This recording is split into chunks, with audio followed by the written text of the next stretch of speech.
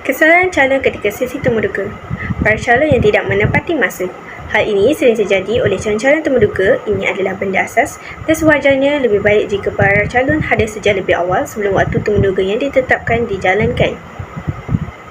Seterusnya, sebagai calon temuduga, tiada alasan yang boleh diterima jika para calon hadir lewat dalam sesi yang sangat penting seperti ini kerana penemuduga tidak akan menunggu, malahan sewajarnya lebih baik calon memperhatikan diri untuk hadir dengan lebih awal.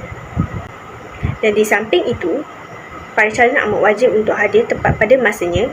Hal ini demikian kerana para calon terpaksa melakukan beberapa perkara lain seperti mendaftar di pegawai keselamatan sebelum memasuki bangunan serta perlu mengisi borang penting di mana semua proses ini akan mengambil masa dan akan mengganggu urusan temuduga tersebut untuk berjalan dengan lancar. Tidak dilupakan juga sekiranya kelewatan hadir ke sesi temuduga. Dalam hal ini, hanya penemuduga yang dibenarkan hadir lewat walaupun kelihatannya tidak adil dan dilihat sebagai hak mereka, tetapi sebagai pemohon tidak boleh sekali-kali untuk lewat hadir ke sesi temuduga tersebut. Dengan ini, kelewatan hadir para calon adalah petanda bahawa calon sebenarnya tidak mengambil berat juga merupakan seseorang yang tidak berdisiplin dalam menguruskan masa dan sesuatu perkara tersebut dengan baik.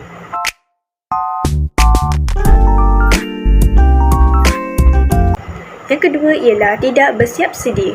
Para calon sewajarnya bersiap sedia dalam diri serta mempunyai jawapan yang masuk akal serta meyakinkan untuk setiap soalan yang ditanyakan agar penemuduga berasa berpuas hati dan yakin dengan jawapan yang calon berikan.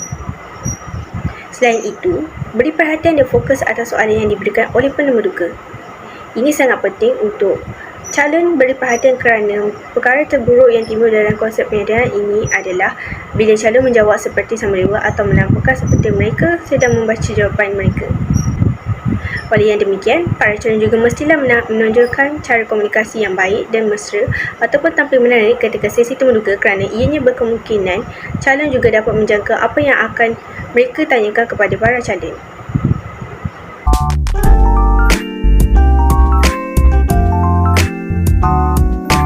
Yang ketiga ialah penampilan tidak kemas. Calon temuduga berpakaian tidak kemas untuk lelaki. Hal ini demikian, para calon seharusnya berpakaian yang seragam atau bersesuaian untuk hari temuduga sepertinya berpakaian baju yang sopan, memakai kasut yang bertutup, bersih serta penampilan rambut yang pendek dan kemas. Seterusnya, calon temuduga berpakaian tidak kemas untuk perempuan. Begitu juga untuk calon perempuan, para calon sewajarnya berpakaian seragam atau bersesuaian untuk hari temuduga. Sepertinya berpakaian kurung, berpakaian sopan, memakai kasut yang bertutup dan juga berpenampilan rambut atau tudung yang kemas dan bersesuaian.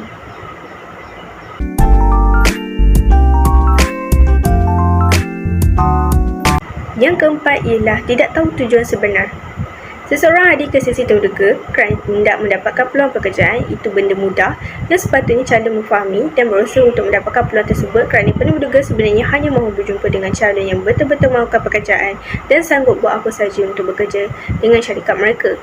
Bukan setakat di mana-mana syarikat, tetapi juga dengan syarikat mereka. Jadi tugas calon sebenarnya ialah untuk menunjukkan kepada penemuduga bagaimana jawatan dan syarikat tersebut adalah sangat anda impikan. Untuk mencapai impian itu, calon perlu tunjukkan kesungguhan, minat, memberikan perhatian sepenuhnya, komitmen dan semua perkara seperti itu yang memberikan tanggapan terbaik oleh penemuduga. Jikalau calon dapat membuat semuanya, paling kurang pun pilihan mereka terhadap diri pemohon tersebut akan jadi yang teratas dalam senarai pendek calon. Dan seandainya juga kalau calon tidak berjaya untuk mendapatkan tawaran tersebut, berkemungkinan calon akan disenangi oleh para penemuduga kerana telah memberikan kerjasama dengan baik kepada mereka.